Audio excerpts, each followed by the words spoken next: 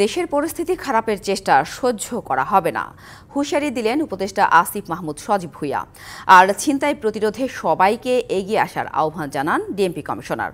শুক্রবার রাত 12টার দিকে রাজধানীর বিজয় সরণির নব থিয়েটারের সামনে জননিরাপত্তা জোরদারে চলমান কার্যক্রম পরিদর্শন শেষে এসব কথা বলেন তারা। রাজধানী সহ সারা দেশ রয়েছে নিরাপত্তাহীনতায়। ছিনতাই, চুরি, ডাকাতির পাশাপাশি হত্যার ঘটনা ঘটছে একের পর এক। পরিস্থিতি সামাল দিতে মাঠে আছে বিভিন্ন বাহিনী, চলছে যৌথ অভিযান।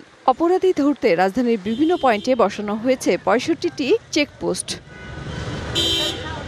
মঙ্গলবার রাত 12টার দিকে বিজয় সরণি নভ থিয়েটারের সামনে জননিরাপত্তা জোরদারে চলমান কার্যক্রম পরিদর্শনে আসেন ডিএমপি কমিশনার শেখ সাজ্জাদ আলী ও যুব ও ক্রীড়া উপদেষ্টা আসিফ মাহমুদ সজীব ভুঁইয়া। এ সময় ডিএমপি কমিশনার বলেন, সম্মিলিতভাবে সন্ত্রাসীদের মোকাবেলা করতে হবে।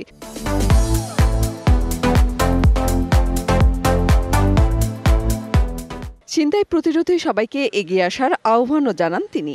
এখন একটা ঘটনা হওয়ার সাথে সাথে একজনে ভিডিও করে, ইভেন আগে যে একটা অপরাধ হলে 10টা লোক সামনে আগে এসে প্রতিরোধের চেষ্টা করতো, এখন সেটা না করে উল্টা পকেট থেকে মোবাইল বের করে উনি ওইটা ভিডিওতে ব্যস্ত থাকে।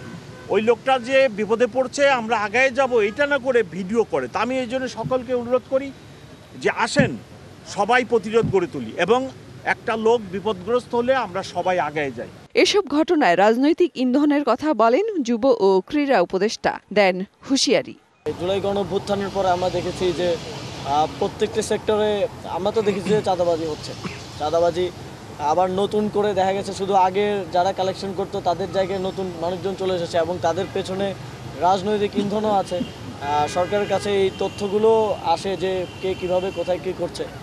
খুব শিগগিরই আইন শৃঙ্খলা পরিস্থিতির উন্নয়ন ঘটবে বলেও আশা প্রকাশ করেন উপদেষ্টা।